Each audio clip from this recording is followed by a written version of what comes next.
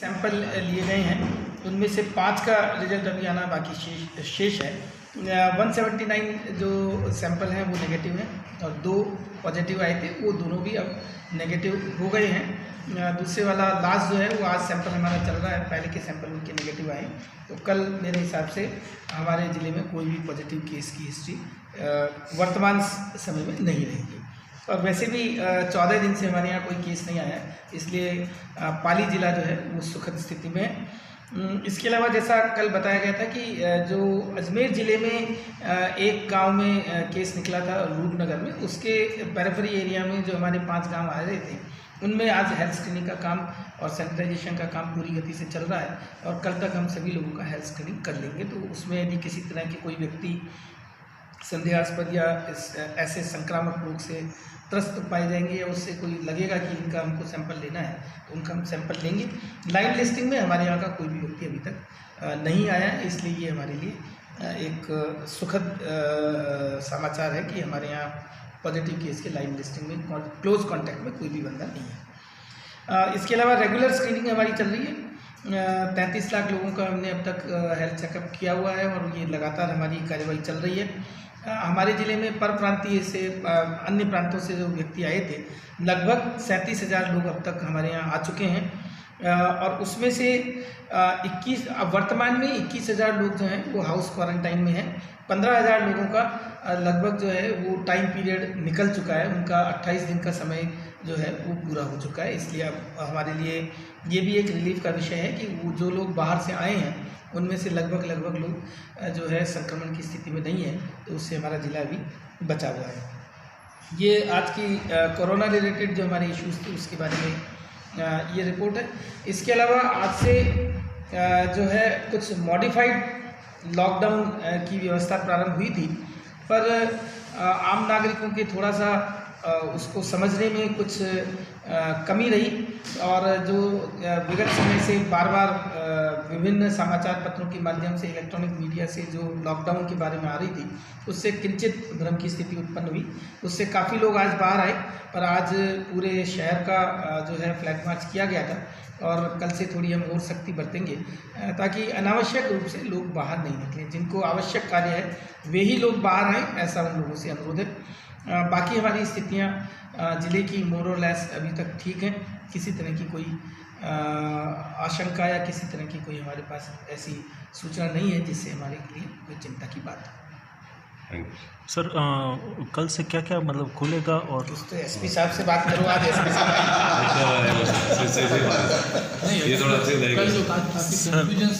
क्योंकि फैक्ट्री वालों ने भी मना कर दिया। आप इसमें मैं यूँ तो मैं नहीं बता पाऊंगा, बट आप बताएंगे। नहीं, फैक्ट्री वालों ने भी मना कर दिया। नहीं, इसमें अच्छा वो लॉकडाउन की स्थिति की जहाँ तक बात है, जिसमें उद्योगों के संचालन की बात है, उसमें जो मेरे पास सूचना आई है, अभी राइटिंग में तो नहीं आई है, पर टेक्सटाइल इंडस्ट्री ने अपनी स्तर से ये घोषणा की है कि 3 तारीख तक सभी जो टेक्सटाइल यूनिट्स हैं वो बंद रहेंगी।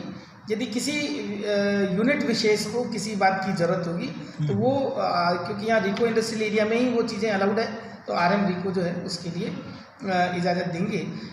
वैसे इंडस्ट्रीज डिपार्टमेंट ने जो अभी तक हमारे पास सूचना आई है, उसमें पूरे ज़िले में रिको इंडस्ट्रियल एरिया में पूरे ज़िले के जो हमारे पास 10-12 जो इंडस्ट्रियल एरिया हैं उसमें 17 यूनिट ने हमारे यहाँ रिको RM रिको से अपने यहाँ परमिशन ली है कि वो कुछ काम करना चाहते हैं। और उसमें भी अभी लेबर बहुत ज़्यादा उन्होंने डिमांड नहीं की है, शायद वो वेयर हाउस वगैरह को देख के और उसके बाद अपनी कार्यवाही शुरू करेंगे। हमारे यहाँ मेजर इंडस्ट्री सीमेंट की है, उसमें उन्होंने क्योंकि इजाज़त की ज़रूरत नहीं, इसलिए उन्होंने प्रारंभिक तैयारियां उन्होंने शुरू कर दी हैं। अभी उनके क्योंकि इतने दिन से बंद था यूनिट, तो एकदम से कार्य उसमें प्रारंभ नहीं हो सकता है। वो यूनिट्स जो हैं 3-4 दिन में प्रारंभ होगी। आज इसके बारे में उद्योग विभाग ने एक विस्तृत गाइडलाइन जारी की है। उसमें ये बिल्कुल स्पष्ट है कि जो भी बड़े उद्योग हैं उसमें वही लेबर काम करेगी जो उनके प्रीमाइस में रह रही है। वो बाहर से किसी लेबर को बुला के कार्य नहीं करा सकते, और यही मोर और लेस सभी इंडस्ट्रीज़ के लिए ये लागू रहेगा। जो इसमें थोड़ा बहुत जो व्यतिक्रम है या थोड़ा बहुत इसमें जो ग्रे एरिया रहेगा या ये माने कि जो छूट का एरिया रहेगा, वो विद इन नगर पालिका में अगर यदि कोई लेबर है और वो किसी इंडस्ट्री में काम करने आना चाहती है तो वो वन टाइम अपना पास बना करके वहाँ आ सकती है, और उनके लिए एक डेडिकेटेड वाहन संबंधित इंडस्ट्री को लगाना पड़ेगा, जो वहाँ से उनको लेके आएगा और इंडस्ट्री में लाएगा, और इंडस्ट्री से वापस जब उनका समय खत्म होगा तब वो उनको छोड़ेगा। मोटे मोटे गाइडलाइन जो है वो ये जारी की गई। सर ई मित्र वाले कोई गाइडलाइन नहीं है? ई मित्र के लिए अभी कोई गाइडलाइन नहीं आई है। ई मित्र में केवल इतना ही निर्देश है कि जो राजकीय कार्यालयों में ई मित्र हैं वो ई मित्र खुल सकेंगे। राजकीय कार्यालयों के बाहर जो ई मित्र हैं, मतलब बाजार में कहीं पे भी कोई ई मित्र काम कर रहा है तो वो अभी परमिटेड नहीं है। बाहर से काफ़ी 15 दिनों से ई मित्र खुले हैं शहर में कई वो जगह से। उसको हम लोग चेक करा लेंगे। मेरे हिसाब से वो 10 से 12 के समय में कोई गलती से खुलता होगा, क्योंकि बहुत सारी हाँ, चीज़ें खुलता होगी आजकल 7 से 12। बहुत सारी चीज़ें ऑनलाइन हो गई है। आपको शिकायत करना है तो भी ऑनलाइन है, बहुत सारे लोग उसको नहीं समझते। कई लोगों के OTP वगैरह आते हैं, उसकी भी उनको समस्या रहती है, इसलिए ऐसा हो सकता है। फिर भी उसको एक बार चेक करा लेंगे। यदि ऐसे कोई अवैधानिक रूप से ई मित्र खुल रहे हैं तो उनको बंद कराया जाएगा। सर रैपिड टेस्टिंग किट जैसा कि सरकार ने शुरू कर दिया है, लगभग सब जगह पहुंच गया है वो, तो अपने नहीं, यहाँ पे सर क्या रैपिड टेस्टिंग किट जहाँ तक मेरे को जानकारी है वो केवल अभी जयपुर में प्रारंभ किया गया है। अच्छा। क्योंकि वहाँ बहुत ज़्यादा केसेज हैं। रैपिड टेस्टिंग की वहीं ज़्यादा ज़रूरत है जहाँ मास स्केल पे आपको कोई इस बात का पता लगाना हो कि व्यक्ति संक्रमित है अथवा नहीं है।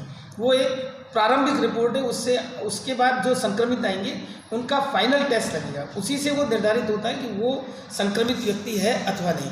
उसकी व्यवस्था अभी पाली में प्रारंभ नहीं की गई है, वो केवल और केवल अभी जयपुर के लिए लागू की गई है, अभी चालू हुई है। मुझे इसकी जानकारी नहीं कि उन्होंने प्रारंभ कर दिया है नहीं, पर अभी जयपुर के लिए वो व्यवस्था की गई है। प्रदेश भर में सर जो सबसे पहले पाली शहर में PPE किट बना था, उस PPE किट में उद्योगपति और CTP द्वारा भी दिए गए हैं।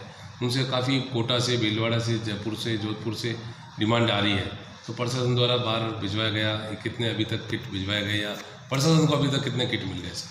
हमारे को जहाँ तक PPE किट की बात है, हमारे को लगभग 1000 से ज़्यादा PPE किट हमने हमारी इंस्टीट्यूशंस को, जो हमारे मेडिकल कॉलेज हैं और जो डिफरेंट हमारी यूनिट्स हैं, CSCs हैं, एम्बुलेंसेस वाले हैं, उनको हमने दिए हैं। इसके अलावा हमारे किट बाहर काफ़ी गए, 2-2.5 हज़ार करीब किट जो हैं वो बाहर गए हैं। और इसमें यही नहीं, अब तो जो जब इसका काफ़ी अच्छा रेस्पॉन्स आया, इवन SMS मेडिकल कॉलेज ने भी हमसे सैंपल के तौर पे ये किट मंगाए हैं, जिसको वो लोग एक बार देखना चाहते हैं। इवन इसकी डिमांड बॉम्बे से, पुणे से भी आई है हमारे पास कि ये जो किट बनाए उसके सैंपल आप भेजें, अगर यदि वो उनको सही लगते हैं तो वो उसको आगे मांग सकते हैं। जोधपुर एम्स से भी सर लेटर? हाँ, जोधपुर एम्स से तो आए। अपने ज़िले में जोधपुर है, बाड़मेर है, जालौर है, अजमेर है, ब्यावर है, इवन सिरोही है, कोटा है, वहाँ से तो उन्होंने मांगे, वहाँ हमने दिए हैं। जितने हमारे पास कपड़ा जैसे जैसे उपलब्ध हो रहा है, क्योंकि कपड़ा भी बहुत सीमित मात्रा में उपलब्ध था, हम और कपड़ा मंगाने का प्रयास कर रहे हैं कि जहाँ से ये कपड़ा बनता है वो कपड़ा हमको और उपलब्ध हो तो हम ज़्यादा किट बना के सप्लाई कर पाएँ। किट बनाने वाले से CTP और उद्योगपति को आपने निर्देश दे रखे हैं, इसी प्रशासन से द्वारा ही जाएंगे, आगे जहाँ भी जाएंगे? हमने ये कहा है कि आपके पास जहाँ से भी डिमांड आ रही है उसकी सूचना हमको जरूर दी जाए, ताकि हमको ये पता रहे कि कहाँ पर आपका मटेरियल जा रहा है, और इसके अलावा हमको ये भी पता रहे कि आप वो कितना बना रहे हैं। अन्यथा जिस दिन हमारे को ज़रूरत हो और उस दिन हमें किट नहीं मिले तो वो तो बहुत ही दुविधापूर्ण स्थिति हो जाएगी। जी, थैंक यू सर।